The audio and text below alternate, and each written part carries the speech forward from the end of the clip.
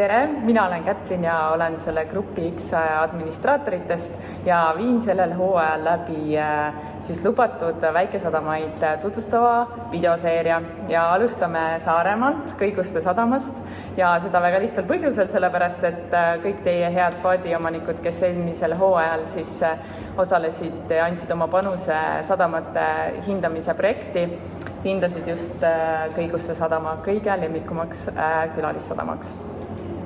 Täna vastab meie küsimustele siis Kõiguste sadama perenaine Külli. Tere, Külli! Tere!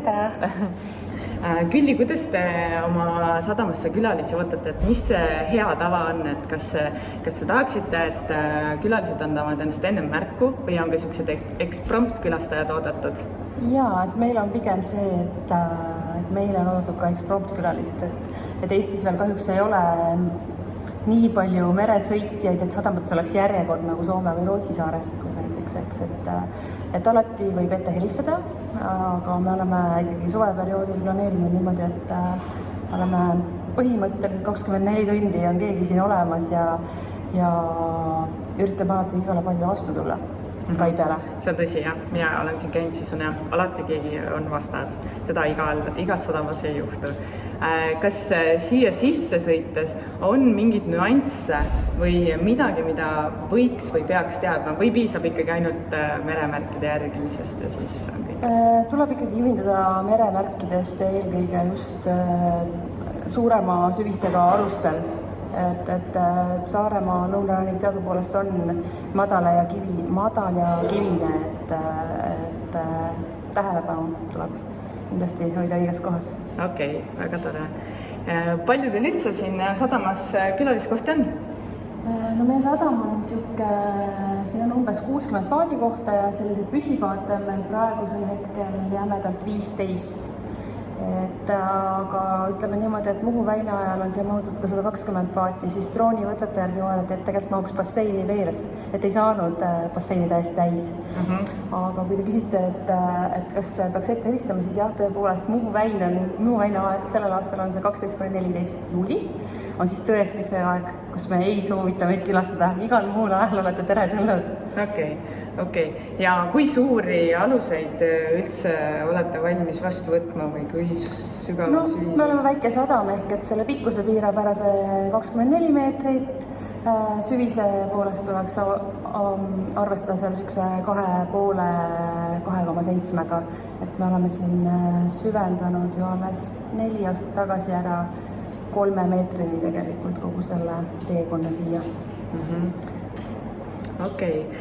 Ja siis nüüd hindadest, et mis on teie külalistasu hinnad ja mis see hind siis sisaldab? Meie sellel aastal, nagu ka paljud teised, oleme veidi läinud ülespoole. Ehk et ütleme, need esimesed 2-3 tundi restorani külastuseks on ikka tasuta ja siis kuni 13-meetrised alused on 30 ja see sisaldab siis kai kohta, duširuumide WC-de kasutust, prügi äraandmist ja ka sauna. Et paljudel sadamatel saun ei ole sees, meil on. Ja kaldapool ka, nii palju kui tarvitakse. Ja siis need väiksemad jetid ja sellised olid veidi soodsama hinnaga, et Kõiguste hinnakirja saab vaadata meie veebilehelt kõigustemarina.com siis. Okei. Ma tean, et teil on hästi palju teenuseid siin, aga võib-olla sa räägid natukene, et millised on teie sadama mugavusteenused, mis te pakute?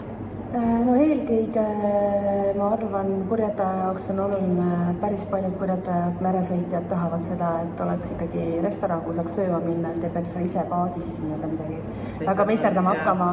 Aga saunad, dušid on meil väga avarad ja suured kindlasti, pesupesemisvõimalus on olemas, majutust pakume siin Airbnb-desse mingil määral.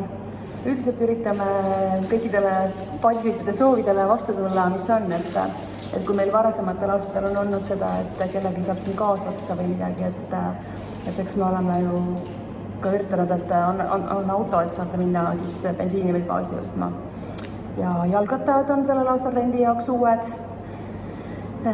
Mis meil veel on, ma ei teagi, aga kui me nüüd räägime sellest, et see bensiin ja gaas ikkagi, siis see tuli juba eelmisel aastal kinnituse baasil väga hästi välja, et me nüüd oleme kõvasti pingutanud, et seda lahendust pakkuda, et juuni alguseks peaks meil tankla töötama. Vot, väga... Ja üritame ka ikkagi tegeleda sellega, et leida siis gaasipalloonidele mingi lahendus. Et saaks ka neid siit lihtsamini kätte, kui tekib vajadus. Väga tore. Te olete siin hästi aktiivsed, teil toimub siin sadamas tegelikult suve jooksul päris palju asju. Kas on mõni üritus, mida sa tahaksid või sündmus, mida sa tahaksid eriti välja tuua või kuhu te ootate? No me oleme oma paljud üritused, me oleme spontaansed, sellised väiksemad muusikasündmused ja kontserdid veel siin tekivad, et hoidke kindlasti Facebooki lehte silma peal, aga mis siin praeguseks paigas on, kindlasti jaanipäeval teeme lõket koos ümbruskonna naabritega ja sõpradega ja kõikide paadiomanikega, kes siia satuvad. Siis juulis on meil üks suur Muhu väin, et siis on kindlasti väga palju rahvast. Juuli 18–23 või 4, ma täpselt ei mäleta praegu, on meresõbralaager, et kindlasti saavad väiksemad meresõbrad siin väga palju tegevusi terve nädala jooksul. Ja vanemad saavad 2 tundi puhata päeval vähemalt, eks. Et puri.ee lehelt saab selle kohta täpsemalt lugeda. Siis augustikuu esimesel laupäeval on meil Loomasadama kohalik regatt, kes tahab tulla võidu sõitma. See on purjepaatidele mõeldud, jah. Aga siis kõik mootorpaadiomanik saab vaatama. Ja loomulikult siis festival on ju, et see on ju 2-päevane lausa sellel aastal ja paadiga on eriti mugav tulla, et sul on ka kohe ööbimiskoht olemas, eks. Et festivali ajal nüüd meie sadamatasusid ei ole kusagile poole kõigutanud ega üles lükanud, et need on täiesti tavapärased. Ja muinastuletööl toimub meil üks vahva väike etendus nagu Meremehe jutud ja pärast seda siis üks tore folkbänd veel teeb ka kontserti. Et see on selline suve lõpu pauk nii-öelda. Hooaja lõpuks. Just. Aga sellised erapidusid on ka mingil määral. Maja me üritame mitte väga palju erapidude ajaks kinni hoida suvel. Kui need on, siis me üritame pakkuda meie vanas legendaarses väikses John's Place'is mingit lahendust oma klientidele. Väga paindlikud. Ja lisaks nüüd just 2 päeva tegelikult me oleme teinud veel meil on olnud see nädal 2 eraüritus sellist, mis on nii-öelda firmaregati nime all, et tulebki siis kogu ettevõtte mingi seltskond ja me viime nad merele, hiljem anname rõõmsalt auhinnad üle, sauna, diskot ja maitsevat sööki, et ka need, kes ei ole põrdamise kokku puutunud, saaksid esimese maitse suhu. Väga tore.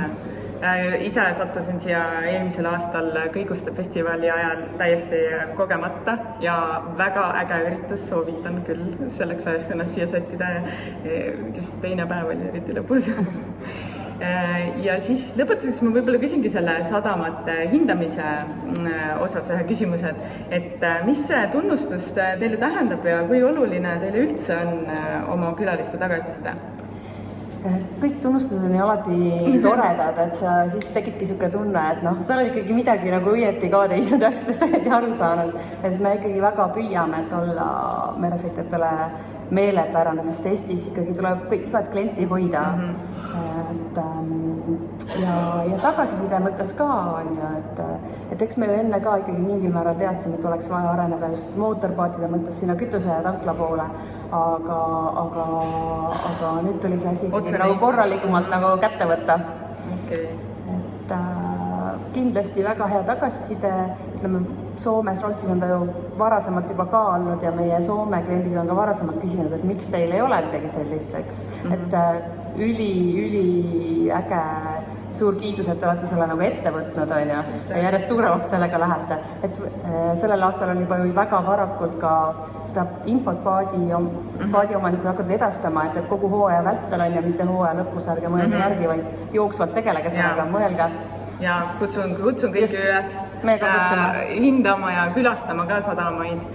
okei, Külli, ma tänan sind tegelikult kogu südamest, sest et ma tean, et teil on hooaeg alanud, tööd on palju, aega napib, et sa võtsid selle aja, ma olen hästi tänulik ja soovin teile hästi edukat hooaega, palju uusi kohtumisi ja taaskohtumisi ja kõik teie, kes veel kõigustesse pole jõudnud, võtke sõjaplaani ja kõik, kes on käinud, need teavad, tasub tagasi tulla, sest siin on reaalselt iga kord midagi uut, mida siis saab nautida. Ja mina ütlen ka aitäh ja tere tulemast kõigustesse. Ja järgmise sadamani.